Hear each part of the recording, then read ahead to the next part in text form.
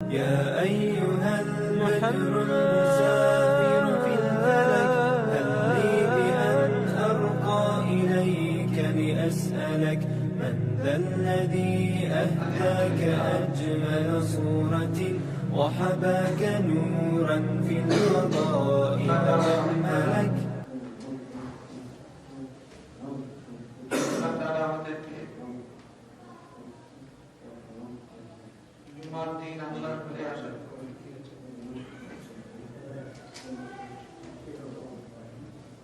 আল্লাহ তাআলা আমাদেরকে আল্লাহ বানায়া আল্লাহর হুকুম অনুযায়ী জীবন গড়ে দুনিয়া থেকে যাওয়ার তৌফিক দান করুন। আমিন। এই সপ্তাহে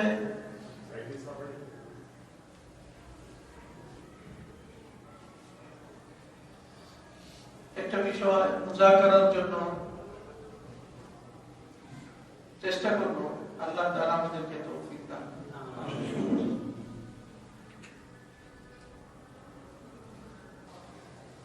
আমি বলছি আজকে একটা বিষয় মুযাকারা, কয়টা বিষয়?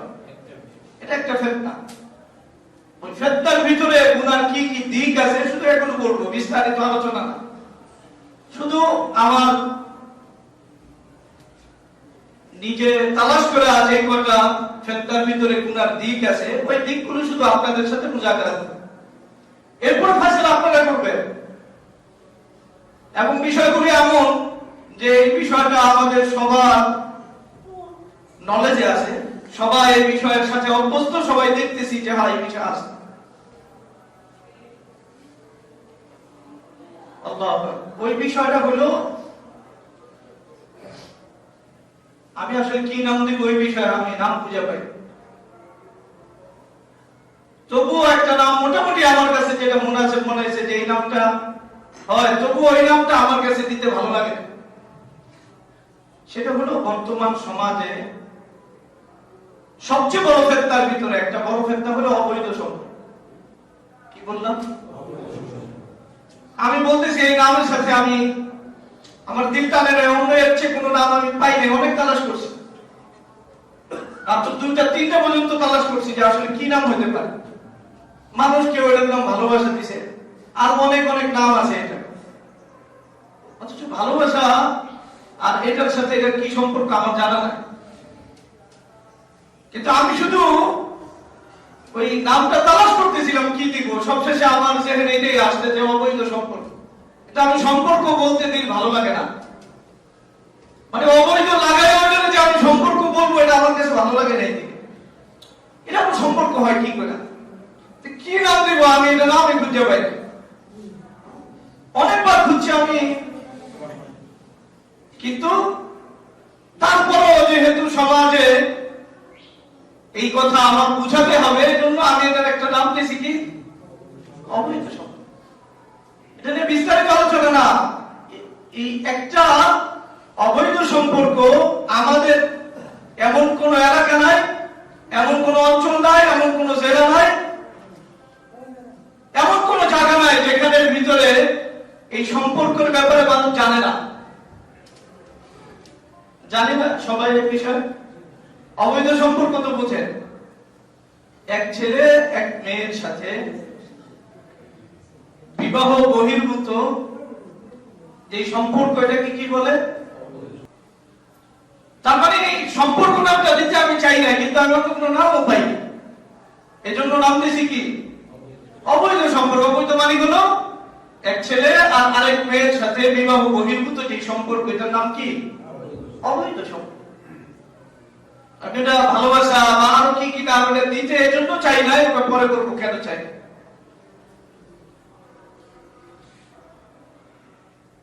কি কি সমস্যা আছে আপনি একটু চিন্তা করেন আমার সাথে সাথে।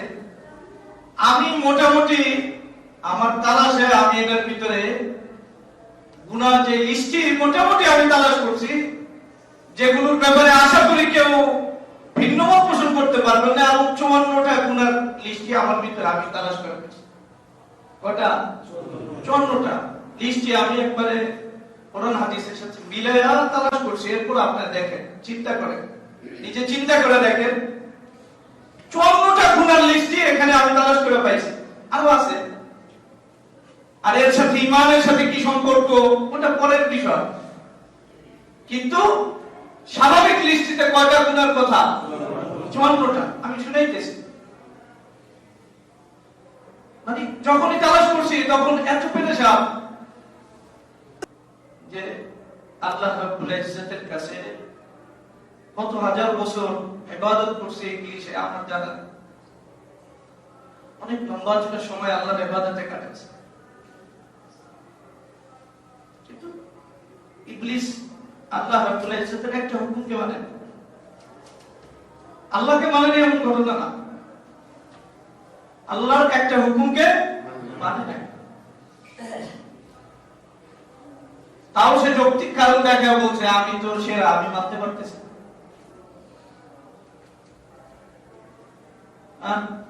আমাদের সমাজে মানে এই একটা বিষয়ের ভিতরে যখন আরো থাকবে 54টা গুনাহ লুকায় থাকতে পারে, তো আমার স্তর কোথায়?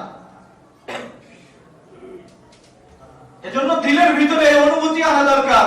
রাসূলুল্লাহ সাল্লাল্লাহু আলাইহি ওয়াসাল্লাম জাহান্নামের ব্যাপারে বারবার সতর্ক করছে, কোরআন সতর্ক করছে একই ভাষা, ইয়া আইয়ুহাল্লাযীনা আমানু কু আনফুসাকুম ওয়া আহলিকুম নারা ওয়াকুদুহা আন-নাস ওয়াল হিজারা আলাইহা মালাইকাতুন গিলাযুন শিদাদুন লা ইয়াসুনাল্লাহা মা আমারাহুম ওয়া ইয়াফআলুনা মা ইউমারুন। আল্লাহ তাআলা বারবার এই কথা বলতেছেন তোমরা জাহান্নাম থেকে বাঁচো, নিজের পরিবারকে বাঁচাও, কারণ জাহান্নামের ইন্ধন হবে মানুষ আর পাথর। রাসূলুল্লাহ সাল্লাল্লাহু আলাইহি ওয়াসাল্লাম ইত্তাকুন নার ওয়ালাউ বিশিক্কি তামরা, জাহান্নাম থেকে নিজেকে বাঁচাও, একটা খেজুরের টুকরা দিয়ে হলেও তুমি জাহান্নাম থেকে কাকে বাঁচাও? নিজেকে বাঁচাও। আল্লাহ তাআলা আমাদের বুঝার তৌফিক দান করুন। আমিন। লিস্টটা একটু শোনায় দেই, চিন্তা করেন আল্লাহ তাআলা যে মানুষ বানাইছেন, এই মানুষের ভিতরে দুইটা বিষয়, একটা হলো মানুষের দেহ আর একটা হলো মন। কি? দেহ আর মন, এই দুইটা জিনিস মানুষের ভিতরে উল্লেখযোগ্য, একটা হলো দেহ আর একটা কি? মন। মানুষের দেহের ভিতরে উল্লেখযোগ্য, নিজেকে পেশ করার উল্লেখযোগ্য যতগুলি অঙ্গ আছে, এর ভিতরে একটা হলো চোখ, কান, জবান, হাত, পা, লজ্জাস্থান। কয়টা? 6টা উল্লেখযোগ্য নিজেকে প্রকাশ করার যে অঙ্গগুলো আছে, এর ভিতরে চোখ, কান, জবান, হাত, পা, লজ্জাস্থান। কথাগুলি বুঝতে হবে ভালো করে। এরপরে আর মানুষকে পরিচালনা করে মানুষের মন আর মেধা। কি? মন আর মেধা মানুষকে পরিচালনা করে। এখন বুঝার বিষয়, রাসূলুল্লাহ সাল্লাল্লাহু আলাইহি ওয়াসাল্লাম বলতেছেন বুখারীতে বলে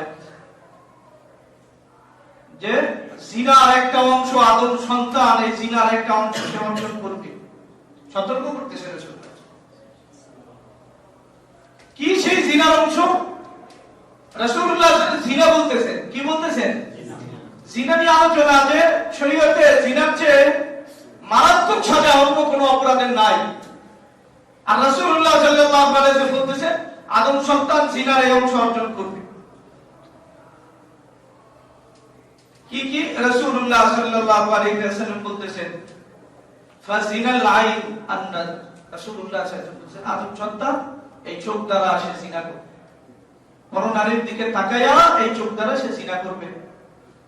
শব্দটা কি? জিনা। এরপরে আবার রাসূলুল্লাহ সাল্লাল্লাহু আলাইহি ওয়াসাল্লাম বলতেছেন ওয়া জিনাল লিসান ওয়াল মানতিক,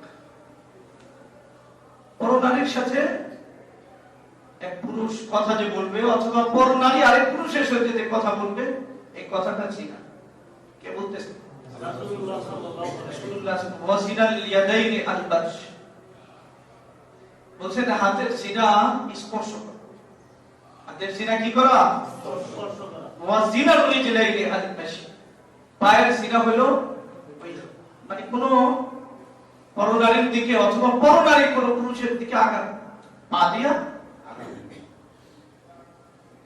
এরপরে রাসূলুল্লাহ সাল্লাল্লাহু আলাইহি ওয়াসাল্লাম বলতেছেন, ওয়ান-নাফসু তামান্না ওয়া তাশতাহি, আর মানুষের দিল, এই দিল এই জিনার স্বপ্নকে লালন করে, পরনারীর স্বপ্নকে লালন করে এবং এই স্বপ্নটাকে এই দিলের ভিতরে রাখে। তার মানে হলো, আমি বললাম মানুষের মৌলিক যে অঙ্গ প্রত্যঙ্গ যেটা দিয়ে মানুষ নিজেকে প্রকাশ করে, চোখ, কান, জবান, হাত, পা, লজ্জাস্থান, এই যে মৌলিক অঙ্গগুলো এই সিনার সাথে জড়ায় যায়। আর নফস এই সিনার সাথে নিজেকে জড়ায় নেয়, সেটা হলো নফস পরনারী, অথবা যদি নারী হয় তাহলে পরপুরুষের কথা দিলের ভিতরে আইনা সে তার কলবের ভিতরে কলবকে জিনা দ্বারা আক্রান্ত করে। কি দ্বারা আক্রান্ত করে?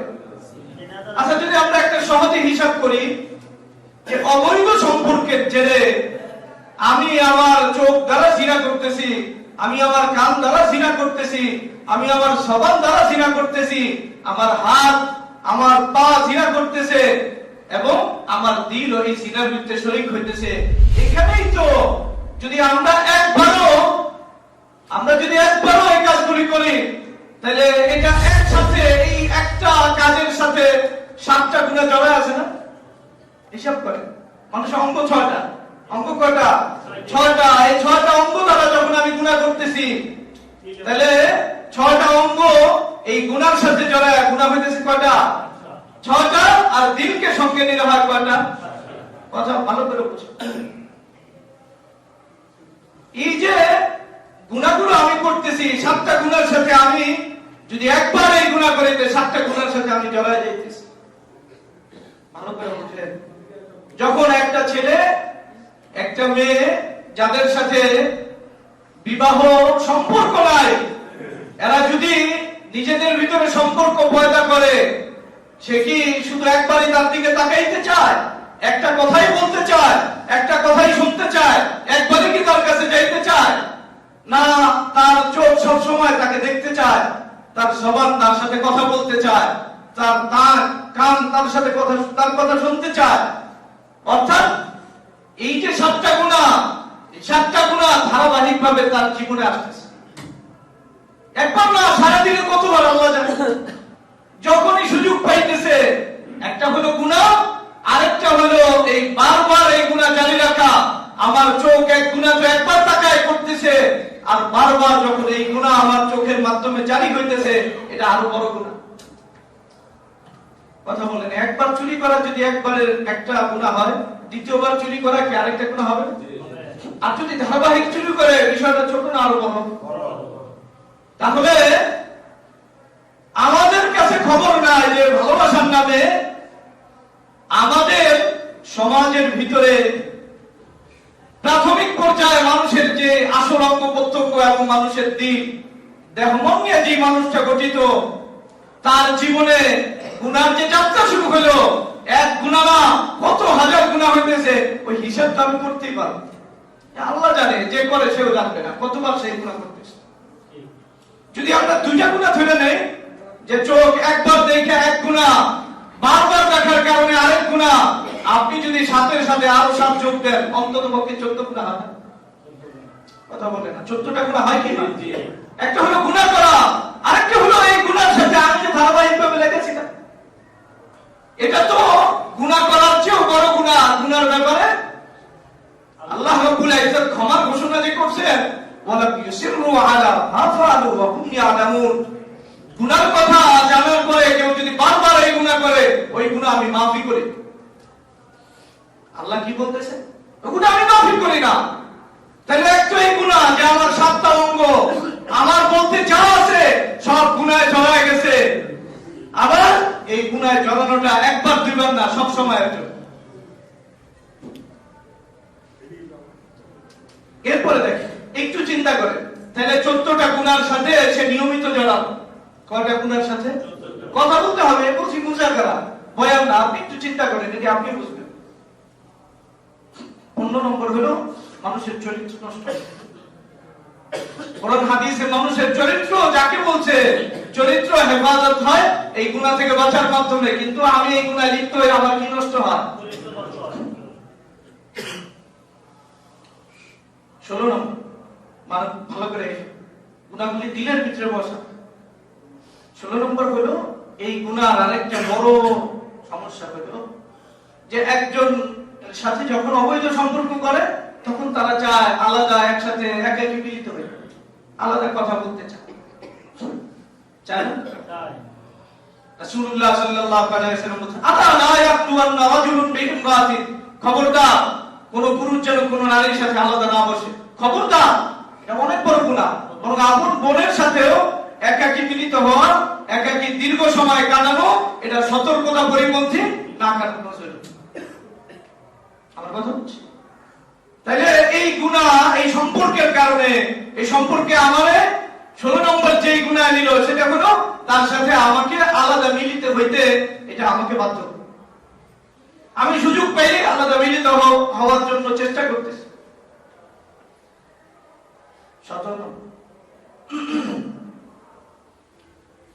দেখেন এই গুনাহর আরেকটা করা হলো যখন কারোর সাথে সম্পর্ক হয়, সে যদি তাকে কোনো অন্যায় কাজে ডাকে, অন্যায় কাজ বলতে আপনারা বুঝেন একবারে সর্বোচ্চ অন্যায় কাজ হোক, অথবা শরীয়ত বিরোধী কোনো গানের অনুষ্ঠান আছে, যে অনুষ্ঠানে যার সাথে আপনার অবৈধ সে আসবে, আপনাকে ডাকছে, আপনি যাইতেন না, আপনি যাইতেন না। গানের অনুষ্ঠানে যাইতেছেন, কোথাও ঘুরতে যাইতেছেন, কোথাও সফরে যাইতেছেন, কোথাও পিকনিকের নামে যাইতেছেন, অথচ আপনি যাওয়ার ছিলেন না, কিন্তু তার সাথে সম্পর্কের কারণে সে আপনাকে গুনাহের বিভিন্ন মজলিসে নিয়ে যাইতেছে। ভালো করে বুঝুন।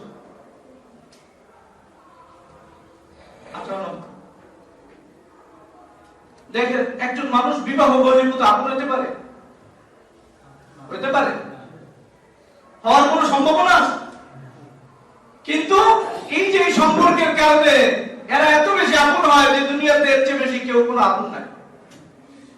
স্বামী স্ত্রী এত আপন হয়, এরা যত আপন হয়, এরা একজন আরেকজনের জন্য সবকিছু মনে করে।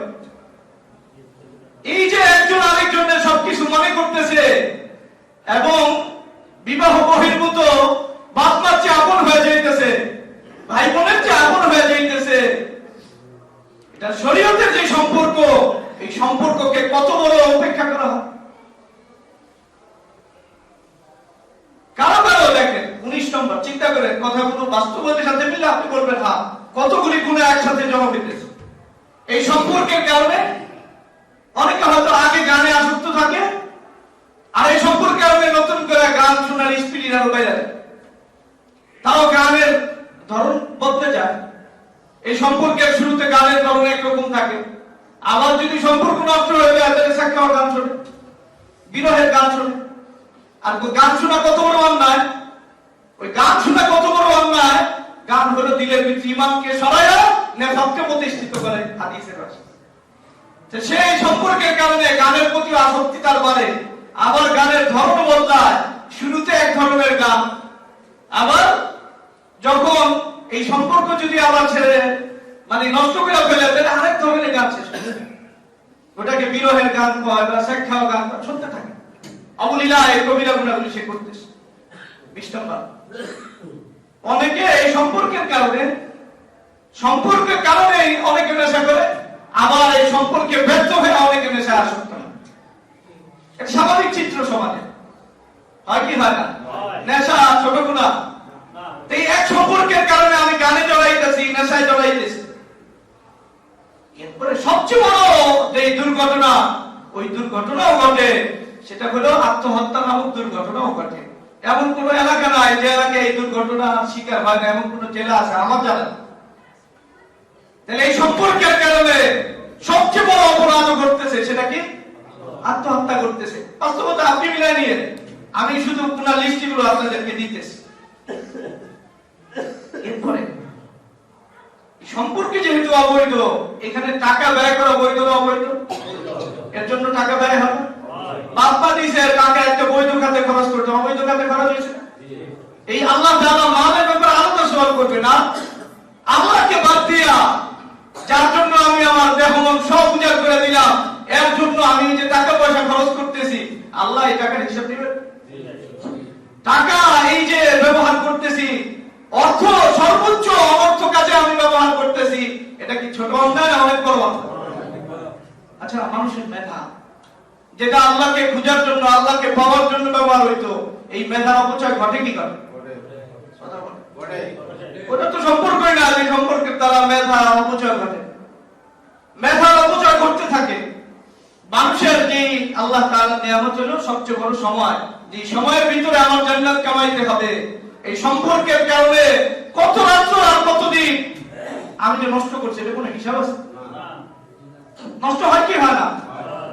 মানুষের সবচেয়ে বড় সম্পদের আরেকটা সম্পদ, সেটা হলো মানুষের যৌবন। যৌবন এমন এক সময়, এই সময় যে আল্লাহর কাছে ইবাদত করবে সে নবীদের সাথে আরশের নিচে ছায়া পাবে। আর এই অবৈধ সম্পর্কের কারণে সবচেয়ে বেশি নষ্ট হয় মানুষের যৌবন। মানুষের কি নষ্ট হয়? আল্লাহ তাআলা কিয়ামতের দিন এই প্রশ্নের উত্তর না দিয়া কারো এক পা আগাইতে দিবেন না। ওয়া আন শাবাবিহি ফীমা আফনা, তুমি তোমার যৌবনকে কোথায় নষ্ট করছো এই হিসাব দিয়া। এই সম্পর্কের, অবৈধ সম্পর্কের কারণে মানুষের যৌবনটা নষ্ট হইতেছে। যে যৌবন ছিল নবীদের সাথে হাসরের ময়দানে আল্লাহর সান্নিধ্যে আরশের নিচে ছায়া পাওয়ার জন্য, এই সম্পর্কের কারণে আমার যৌবন নষ্ট হচ্ছে। দেখেন এই সম্পর্কে ঈমানের সাথে কতগুলো আঘাত করে, চিন্তা করেন। গুনার লিস্টে আপনারা করেন। লজ্জা ঈমানের অংশ। ঈমানের রাসূলুল্লাহ সাল্লাল্লাহু আলাইহি ওয়াসাল্লাম বলেছেন, আল হায়া শুআবাতুম মিনাল ঈমান। হায়া, লজ্জা ঈমানের একটা বিশেষ একটা অংশ। বিশেষ একটা কি অংশ, একটা বিশেষ একটা শাখা। এই গুনাহের কারণে লজ্জা নষ্ট হয়। শরীর লজ্জা, কি লজ্জা?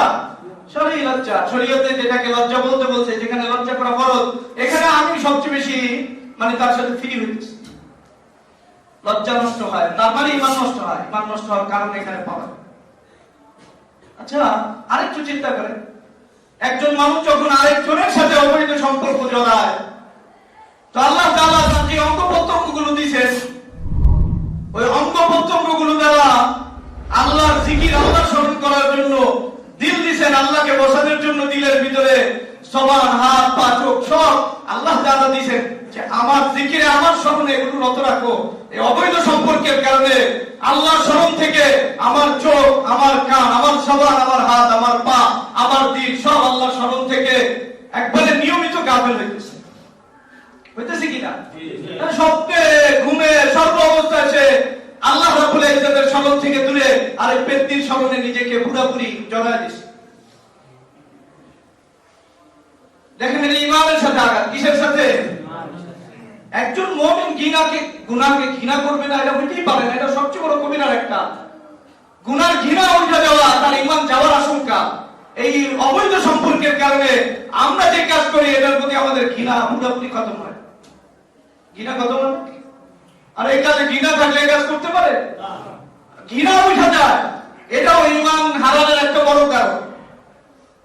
আরো বড় বস্তু চিন্তা করে, এই সম্পর্কের কারণে একটা গুনাহ, ঘৃণার বস্তু তো দূরের কথা, আরো এক ধাপ আগায় যায়। গুনাহ সর্বোচ্চ তার কাছে প্রিয় এবং মজার বস্তুতে রূপান্তরিত। একজন মুমিনের জন্য এটা কল্পনাই করা যায় না।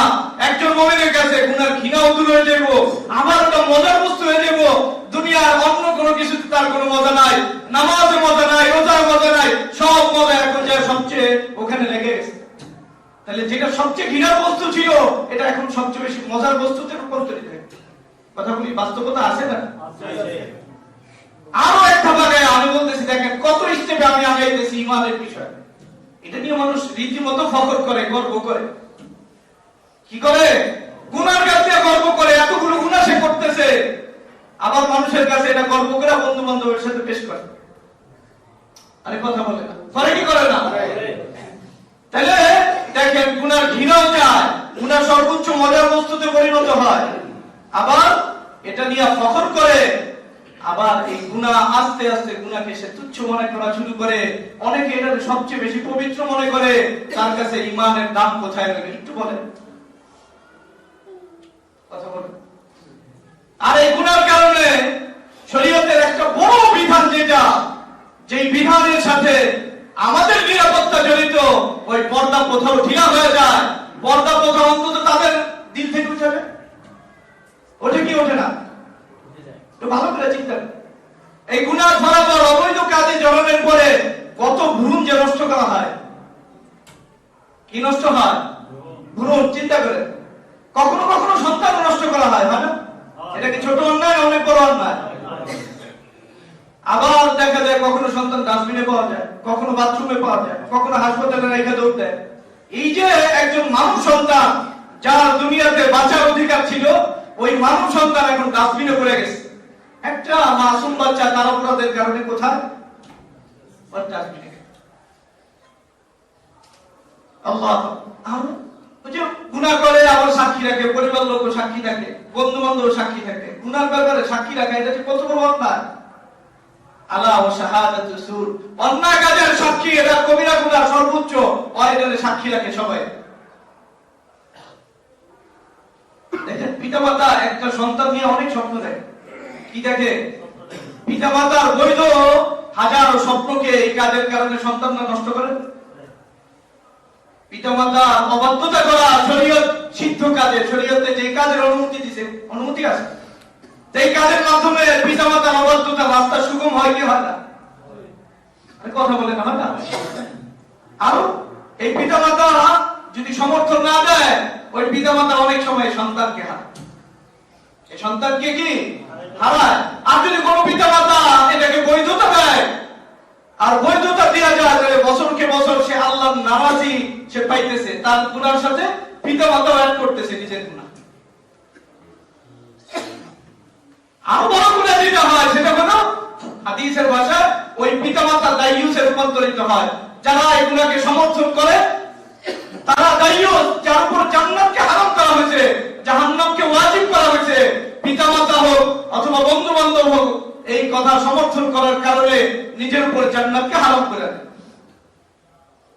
ইসলামিক পারিবারিক জীবন, ইসলামিক পারিবারিক জীবন, যে পারিবারিক জীবনটা এই মানুষের বৈশিষ্ট্য, জানোয়ারের মানুষের মতো পারিবারিক জীবন নাই। এই সম্পর্কের কারণে মানুষের ইসলামিক পারিবারিক জীবন ধ্বংস হয়।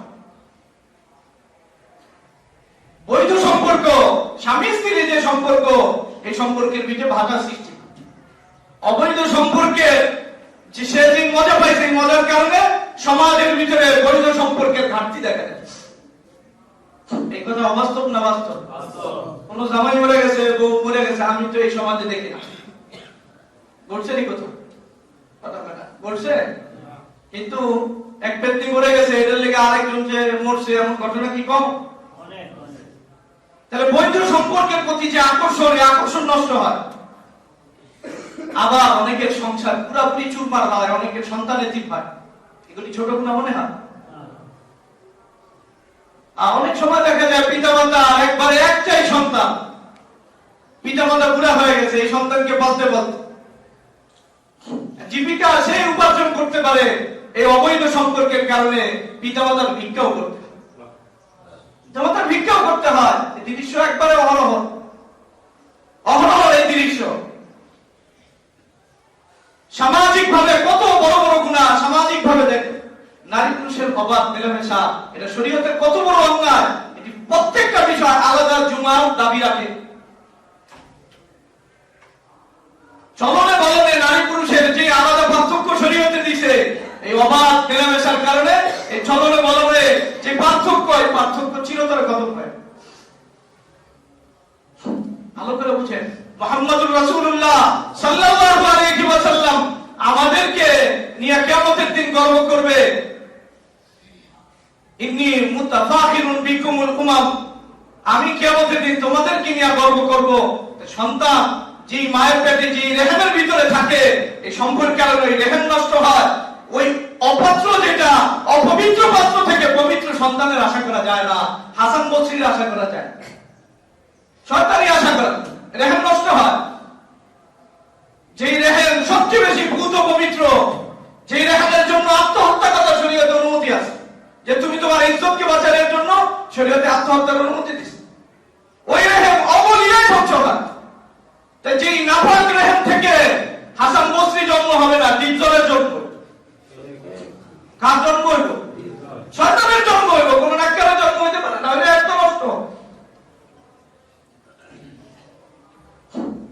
আবার এই যে সম্পর্কের ছড়াছড়ির কারণে সন্তান বৈধ না অবৈধ এই প্রশ্নই তো পেরেছেন। দেখেন সমাজের ভিতরে যত ধরনের ইফতিজিং আর যত ধরনের অন্যায় কাজ এই সম্পর্কের হাত ধরেই সৃষ্টি। সম্পর্কের হাত ধরে কি পুরা সমাজের মানুষ এটা দেখতে দেখতে পুরা সমাজের সবার ভিতরে না হোক অধিকাংশের ভিতরে এটা যে গুনাহ এই ঘৃণাও চলে যায় পুরা সমাজের ভিতরে ইমানি সমাজের যে বৈশিষ্ট্য নষ্ট। ভালো করে চিন্তা পরকীয়ার ঘটনা আপনি পড়েন, এই পরকীয়ার জেরে যত ঘটনা দুনিয়াতে ঘটতেছে সূচনা দেখা গেছে বিবাহের আগে এর সাথে সম্পর্ক ছিল, এটা একটা উল্লেখযোগ্য কারণ। এটা একটা উল্লেখযোগ্য কারণ, বিবাহের আগে সম্পর্ক ছিল, বাপ্পা বিবাহ দেয় নাই, এই কারণে আজকে তাদের পরকীয়া সম্পর্ক হয়েছে। সম্পর্কের কারণে কত মারামারি হানাহানি আর কত হত্যার দুর্ঘটনা হয়েছে আল্লাহ জানে। এই 55টা বড় বড় গুনাহ শুধুমাত্র এই অবৈধ সম্পর্কের সাথে যুক্ত, আর আমরা এটা থেকে নিজেকে করতে পারতেছি না মুক্ত। একটু চিন্তা করে সিদ্ধান্ত নেন যে ইবলিস আজীবন কত শত শত বছর হাজার হাজার বছর ইবাদত করার পরে একটা গুনাহ এক জায়গায় আল্লাহকে মানে নাই, তাও আমাদের কারণে, তাও কাদের কারণে? আল্লাহ বলছেন তুমি মানুষকে সিজদা দাও। আদম আলাইহিস সালামকে সিজদা করছে না? আদমের চেয়ে আমি সেরা। খালাকতানি মিন নারিন ওয়া খালাকতাহু মিন তিন। আমারে তুমি কই আগুন থেকে বানাইছো? আগুনের স্বভাব উপরে ওঠা, আর মাটি তো নিচের দিকে থাকে। ওরা আমি সিজদা করব কেলে? তোমারে তো তোমারে সিজদা দিতে আপত্তি নাই, কিন্তু আদম নে বলো না আমি আদমকে না তোমাকে সিজদা দিতে পারি, আদমকে দিতে পারি না। এই একটা কথা আল্লাহর মানে নাই, আর সে আল্লাহর পুরোপুরি জান্নাত থেকে আল্লাহর দরবার থেকে বিতাড়িত হয়েছে। আর আমি আর আপনি এই যে অবৈধ সম্পর্কের নামে এই যে 54টা 55টা বড় বড় গুনাহের সাথে লিপ্ত আছি, কখনো তো ভাবছি যে আল্লাহ আমাকে চোখ দিয়েছেন, কান দিয়েছেন, জবান দিয়েছেন, হাত দিয়েছেন, পা দিয়েছেন, আমাকে দিল দিয়েছেন, যে বান্দা তুমি দুনিয়াতে যাও, তুমি আমার বিরোধী যত দিক আছে, যত ভালোবাসার পাত্র আছে, যেখানে আমার অনুমতি নাই ওখান থেকে তোমার চোখকে হেফাজত করো, কানকে হেফাজত করো, জবানকে হেফাজত করো, দিলকে হেফাজত করো। তোমার কানে যেন আমার কথা ফিরিয়ে হয়, তোমার চোখে যেন আমার আয়াত আমার কোরআন ফিরিয়ে হয়, তোমার দিলে যেন আমার জিকির ফিরিয়ে হয়, তোমার হাতটা যেন আমার কাজ করে। আজকে এই অবৈধ সম্পর্কের নামে আমি আমার চোখকে নাপাক করছি, আমি আমার কানকে নাপাক করছি, জবানকে নাপাক করছি, হাতকে নাপাক করছি, পাকে নাপাক করছি, দিলকে নাপাক করছি। আল্লাহকে কোথায় আমি জায়গা দিলাম? আমি আমার অর্থ নষ্ট করতেছি, মেধা নষ্ট করতেছি, সময় নষ্ট করতেছি, যৌবন নষ্ট করতেছি, ব্যক্তিগত জীবন নষ্ট করতেছি, পারিবারিক জীবন নষ্ট করতেছি, সমাজ নষ্ট করতেছি, ঈমানকে নষ্ট করতেছি। এরপর আমি আমাকে নিয়ে ভালো স্বপ্ন দেখি। বললাম এই যুগে ঈমান বাঁচানো এত সহজ না। এই যুগে আমি আর আপনি এটা কখনো কল্পনাও করি না যে হায় হায় আমি দেখতেছি আমার মেয়ে আমার সন্তান অনেকের বেলায় সে নিজেও এই গুনাহে জড়ায় গেছে, কোনোদিনও ভাবে নাই সে পুরা জীবন থেকে আল্লাহকে বিদায় দিয়েছে। এটা কখনোই সে ভাবে না। ওই না ভাবতে তার কবরে চলে যেতে হয়েছে। ওই সময় তো ফেরেশতা ঠিকই হিসাব দিবে, ফেরেশতাদের হিসাব অবশ্যই আমাদের চেয়ে বেশি, আমাদের চেয়ে কি বেশি।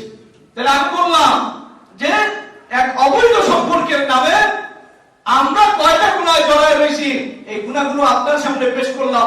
আপনি চিন্তা করেন আমি কোন কথা অবাস্তব বলছি কোন কথা অবাস্তব? আপনি চিন্তা করেন, কিন্তু আপনি আল্লাহকে ভুলার কারণে আপনার অনুমতি নেই। এই চোখটি আল্লাহ দিছে, এই জবান দিয়ে আল্লাহ দিছে, এই কানটি আল্লাহ দিছে, কেন দিছে ওটাও আপনি জানেন, কিন্তু আপনার কাছে ওটা দ্বীনের নামে আসে নাই, সম্পর্কের নামে আসছে, ভালোবাসার নামে আসছে। যদি এটা বদ্দিনের নামে আসতো তাহলে মুমিনরা কিছু না কিছু হলেও বাঁচতো। মুমিনের কাছে আইছে দুনিয়ার সবচেয়ে প্রিয় নামে ভালোবাসা। কিসের নামে? ভালোবাসার নামে আল্লাহ রাব্বুল ইজ্জতের সাথে ভালোবাসা, আল্লাহর সাথে সম্পর্ক পুরাপুরি শেষ করে দেওয়া হয়েছে। এইভাবে আমরা যে কত ধরনের ফেতনার ভিতরে আক্রান্ত, কত ভাবে ইমানকে যে বিসর্জন দিতেছি, কত ভাবে আল্লাহকে দূরে রাখতেছি, এই কথা কখনো ফিকির করি। আল্লাহ আমাদেরকে বুঝার তৌফিক দান অন্তত পক্ষে এই মজলিস থেকে তওবা করেন, এই মজলিস থেকে তওবা করেন। যুবকরা হোক, পিতামাতা হোক, আমরা এই ধরনের কোন ধরনের আচরণকে আমরা সমর্থন করব না। আমরা সর্বোচ্চ ঘৃণা করব। আমরা আমাদের ঈমানকে বাঁচায় চলবো। করা যায় না অঙ্গীকার? আল্লাহ আমাদেরকে মুহাম্মাদুর রাসূলুল্লাহ লা ইলাহা ইল্লাল্লাহ মুহাম্মাদুর রাসূলুল্লাহ